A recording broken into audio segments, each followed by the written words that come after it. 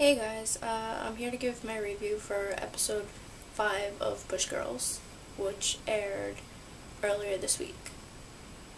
The show started out with Angela getting her hair washed by her aunt and caretaker, Judy. She goes into when she met her husband, who she's now separated from. She moved to LA when she was 23 and met Dustin.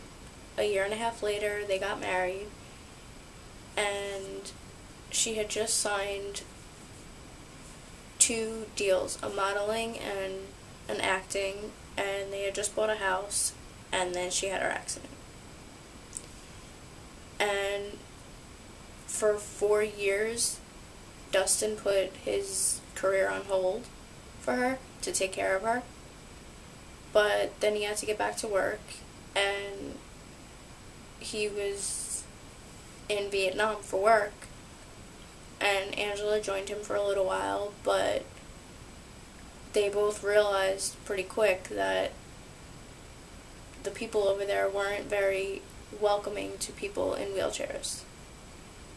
They looked at them as like bad karma and a curse, and Vietnam as it wasn't very accessible in the first place, which I don't know how she even went over there and like handled even a week if it's not accessible. I mean, I guess she did it for him, but I don't know.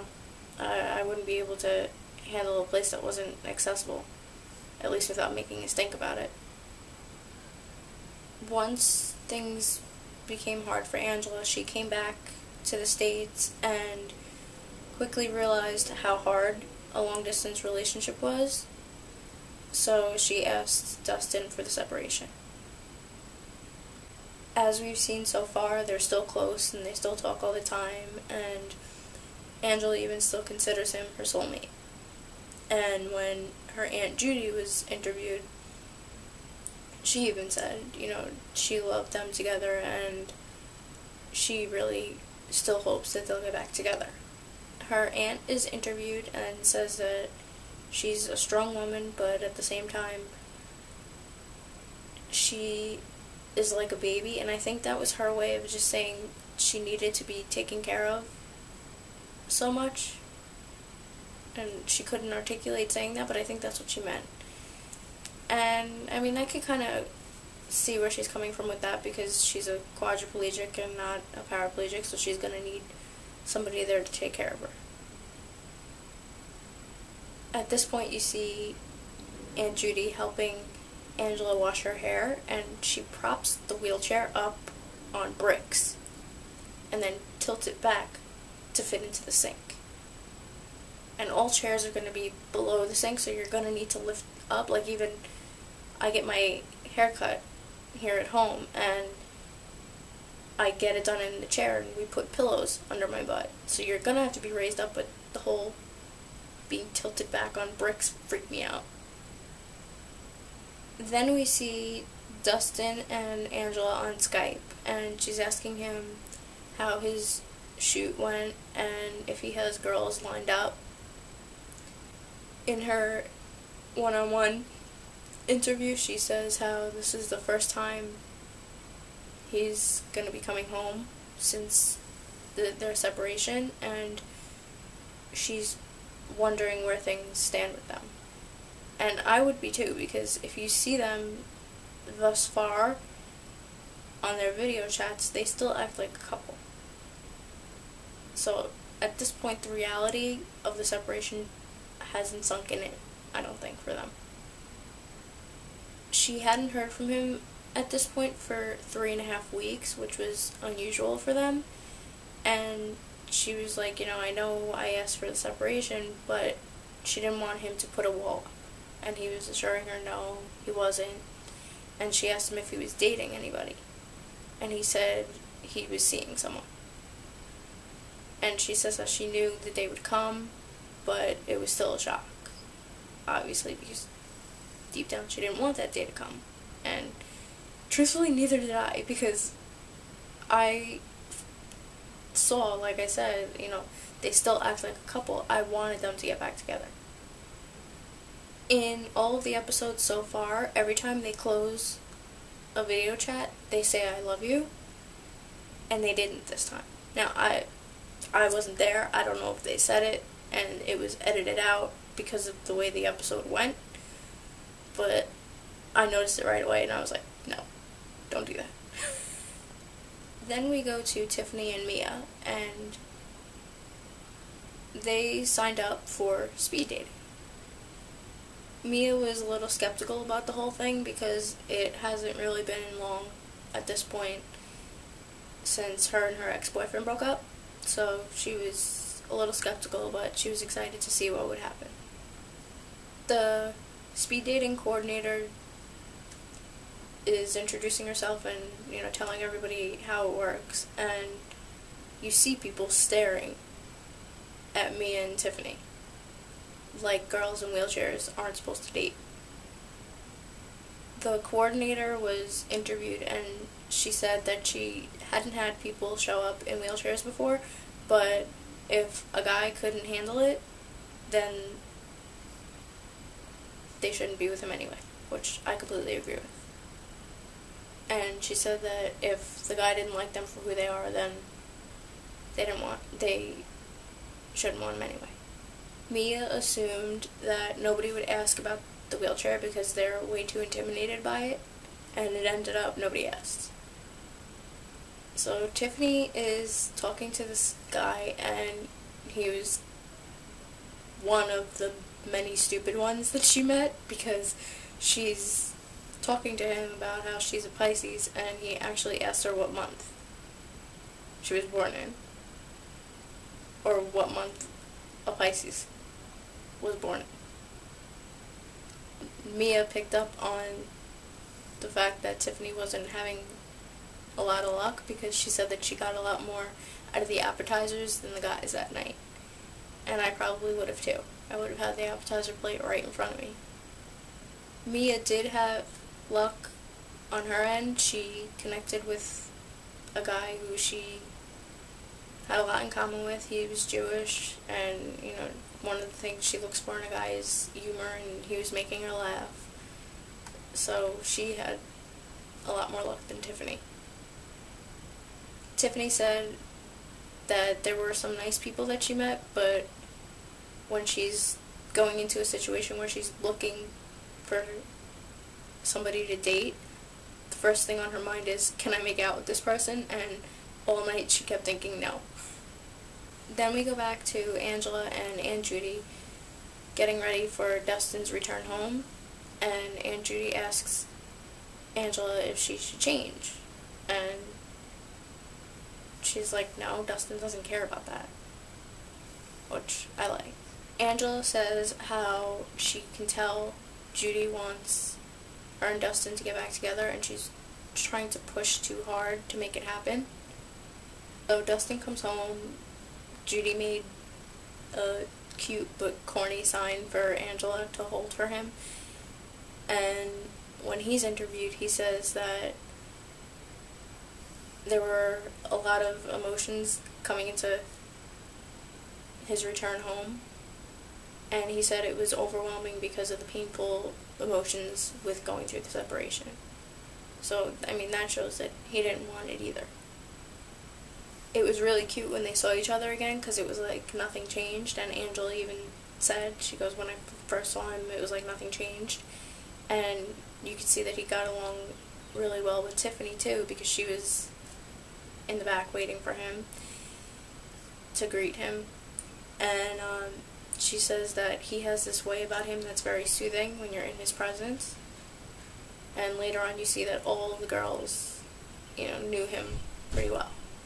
Then we go to Authy and Eric's house, and they're getting ready to go to Angela and Tiffany's to see Dustin.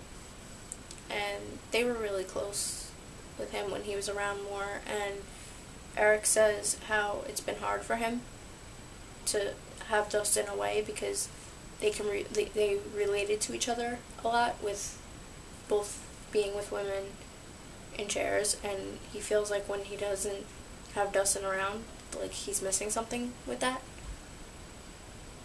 Angela says in her one-on-one interview, and she says it flat out to Dustin and Angela, that they were the reason she got married.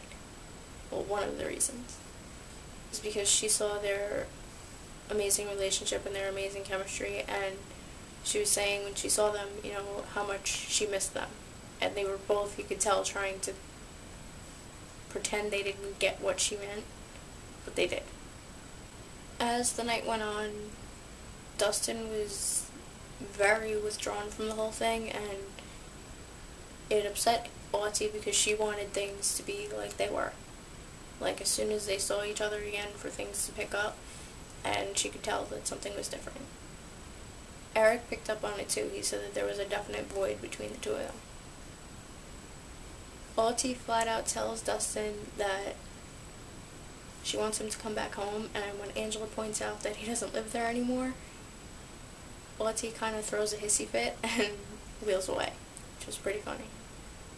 Through all of this with Authy speaking her mind, it kind of made Angela want things to go back to how they were, even though she has deep down, she realized that she was hoping for it too. Then we go to everybody going to bed, and normally when Dustin comes home, he sleeps in the same bed as Angela, but he helped Judy tuck her in and then walked out. And that's when it really hit Angela that things were over. Now, even though Dustin's acting different, he's still in his one-on-one interview saying that he's wondering if he could have done things differently, and you never know what's going to happen. Then Mia had a date with Arik, who was the guy that she connected with on the speed dating. And she says how most people assume that when you're in a chair, the first date is going to be awkward because of that. And she's like, no, a first date's awkward because it's awkward. Which is true. Off the bat, I didn't like this guy. Because he said how he's never been on a date with somebody with a physical handicap, and it's like a slight elephant in the room. No, it's not. Then he redeems himself a little bit by saying that he wasn't going to bring it up unless she did, which, I mean, you don't want to sit there on a date and get 21 questions about your chair. It's just your way of life. He asked her how work was, and she's like, do you even know what I do? And he guessed a Star Trek character, and it turned out that he actually met somebody that night who did that for a living, which is pretty funny. Then they started to play the arcade games, and the first thing they played was Skeeter Ball, and I actually get on the thing to do better at it, which is cheating, but I don't care. And then they played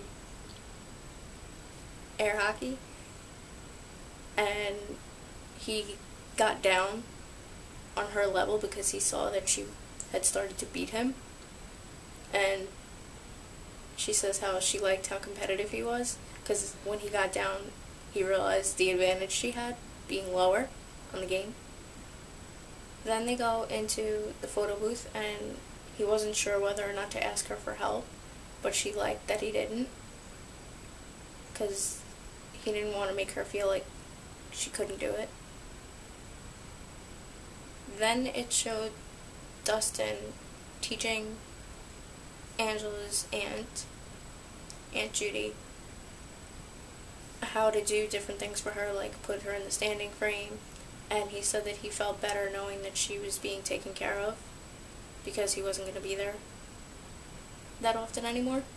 I mean, they're still going to be friends, but he wasn't going to be living there with her anymore.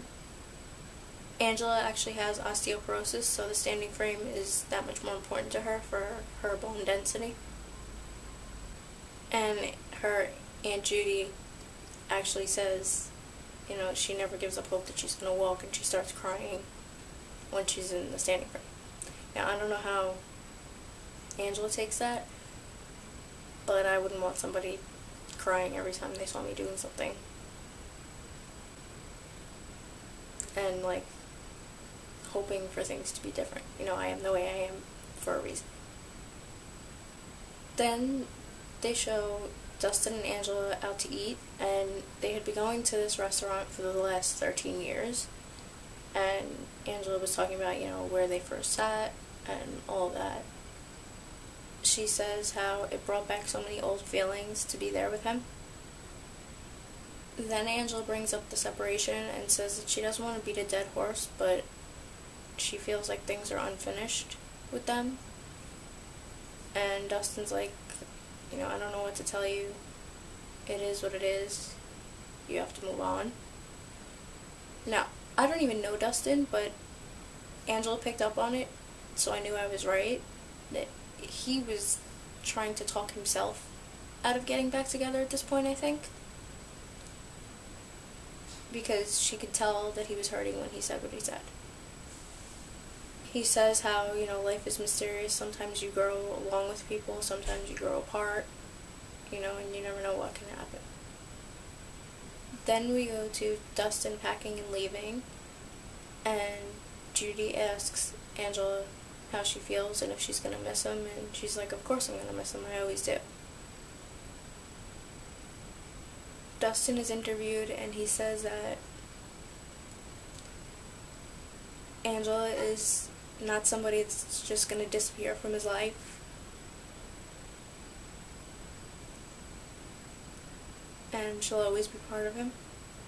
Then when Aunt Judy gets sad over him leaving, Angela is interviewed one-on-one and says how hard it is going through the separation with somebody who wants them to stay together so much, which she has it with Auntie and Eric too, so she's getting it from all different ends.